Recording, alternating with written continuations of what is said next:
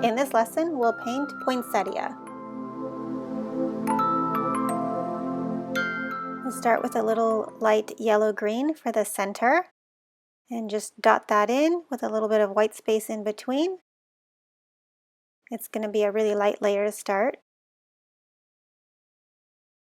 And then with a light red, we will go in and start putting in the petals. And remember, this is just the base layer. So we're going to do a really light translucent layer and just start putting in the placement for where the petals will be. I'm starting with the smaller ones.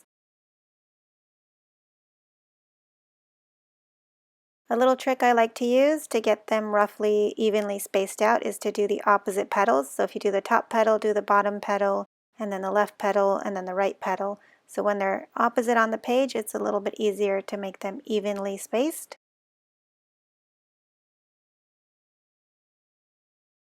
Also remember that there are reference images in the Pinterest board, so keep those on hand. This is a very full petaled flower, and you may need to refer back to it.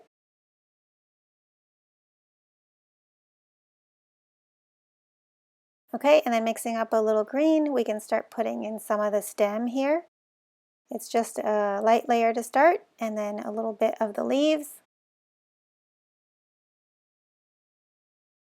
I'm also keeping a bit of white space from the petals and the stem because we'll be still putting in the bigger petals that go around the smaller petals, and I don't want the colors to mix and get muddy.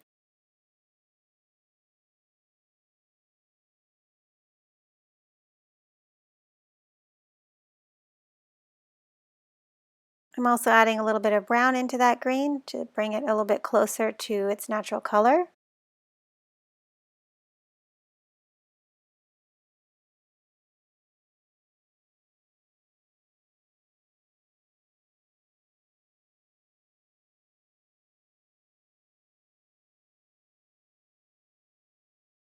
Okay, so rinse your brush and then back to the red, we'll add in the larger petals that go in between the smaller petals.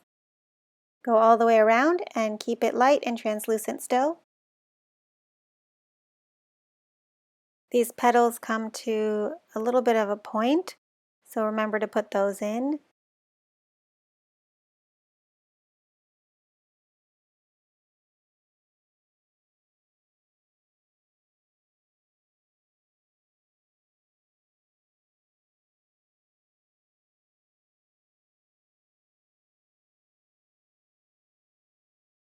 Okay, so we'll let that dry, and then going back to that olivey green, it's a little bit of brown in that green. I'll go in and darken up the stem and leaves layer and add in some more details.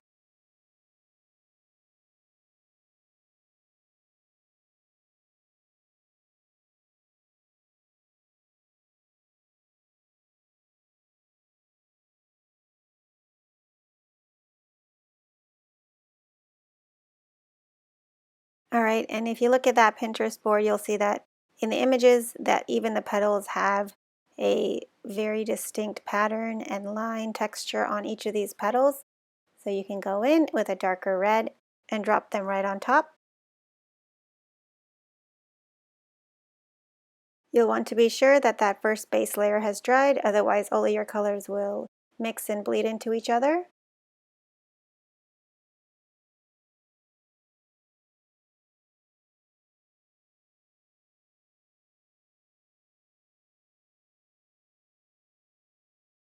All right, so for the next layer on the leaves, we can add in some more color and build up those layers and shadows.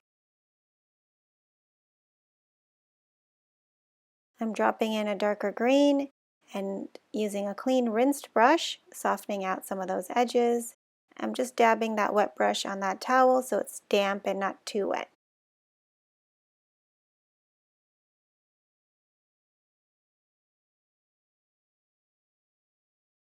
So with a similar technique, we'll add in the shading onto the petals as well. And the bigger petals are going to be underneath the smaller petals. So when you put in the shadow, remember to go around so that the little petals look like they're on top and the shadow is on the bottom.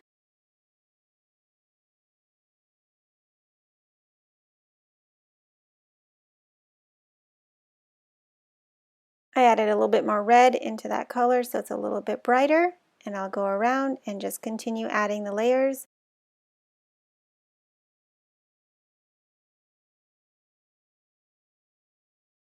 Again, with a rinsed brush, you can soften those edges and blend them out so they get lighter towards the end of the petals and they stay darker and more saturated towards the center of the flower.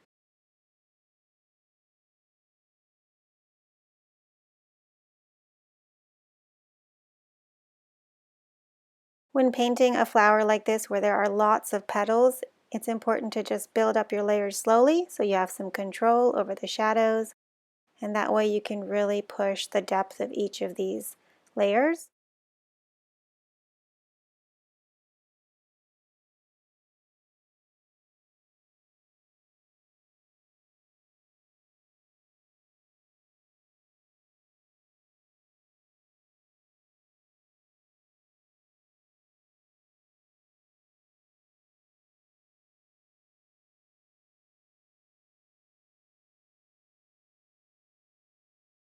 Alright, while those dry, we can add in a little bit more layer and texture into that center. I'm using a darker yellow-green and just dotting in a few areas where the shadows would be.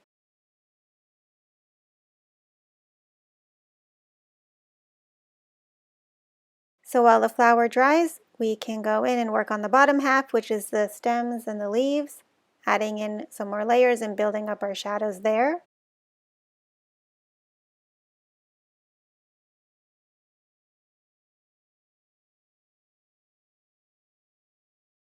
And keep rinsing your brush in between each blending layer so you're not carrying over extra color by accident. If you get too much paint or water, it's easy just to dab up with a towel. Keep a paper towel on hand. It's a really easy way to fix mistakes.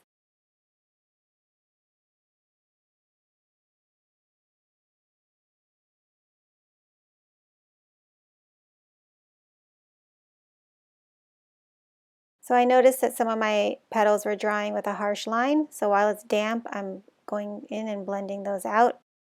It's easier to do this blending when the paint is still a little bit damp. If that dried all the way, that'd be a lot harder to fix. Let all of this fully dry before we move on to the next steps.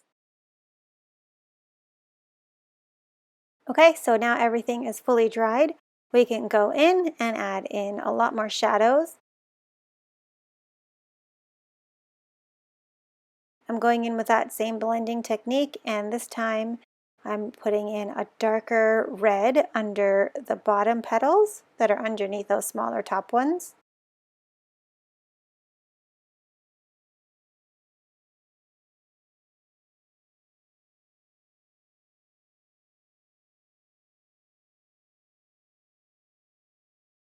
And if you want, you can go in and do one layer of all the dark shadows around the whole flower, and then rinse your brush and do all the blending at one time also.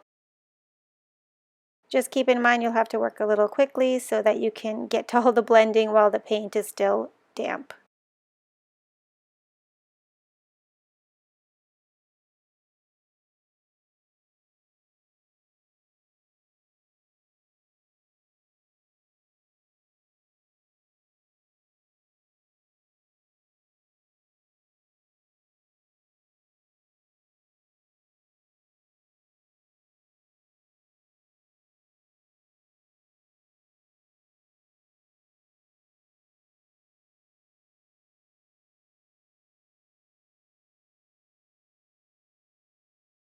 Okay, and then I'm mixing up a brighter red for the smaller petals that are on top. And you can go in and add those on all the top layers.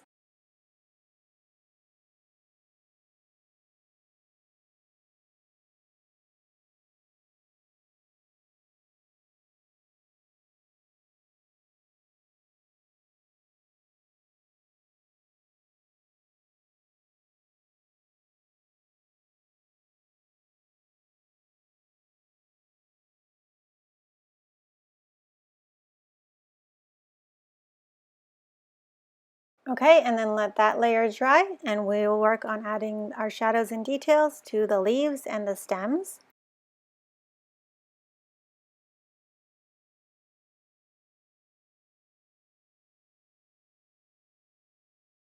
So it's a similar technique, adding in the shadows and then blending out the areas you want softer.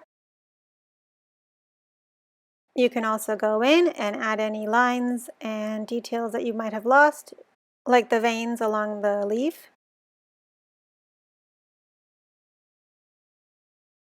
I'm also adding in a touch of brown into that stem and where it attaches to the leaves from the stem. And because all the colors are a little bit wet still, they'll blend up together with that wet on wet technique.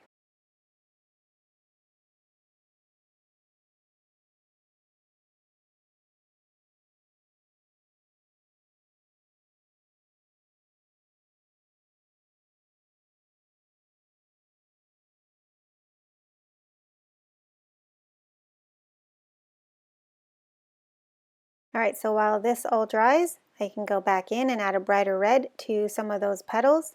Sometimes when watercolors dry, they dry a little bit lighter. You can go in and increase that intensity of the color.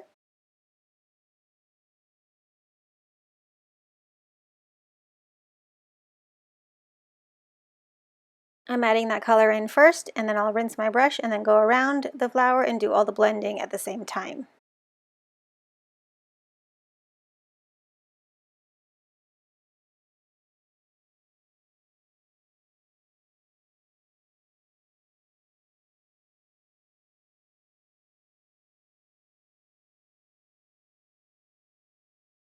All right, and then mixing up some purple in that red. And once your petals are dry, we can go back in and bring back some of those details that we painted over.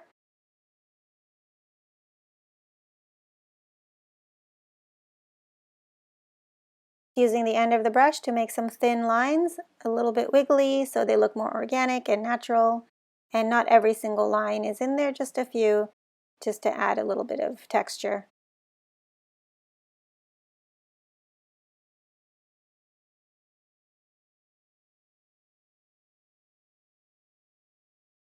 And then going in with that same color and adding a little bit of shadow into that center part of the flower.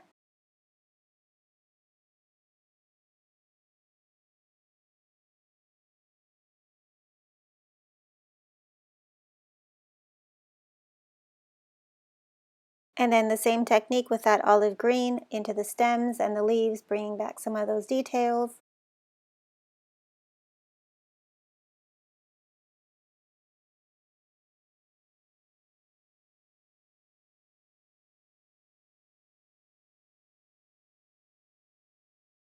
So go through and add your final touches and fix up any lines or edges that you want.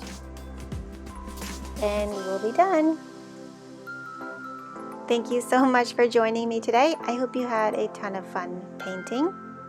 And if you like this, hit the subscribe button and I'll see you in the next video.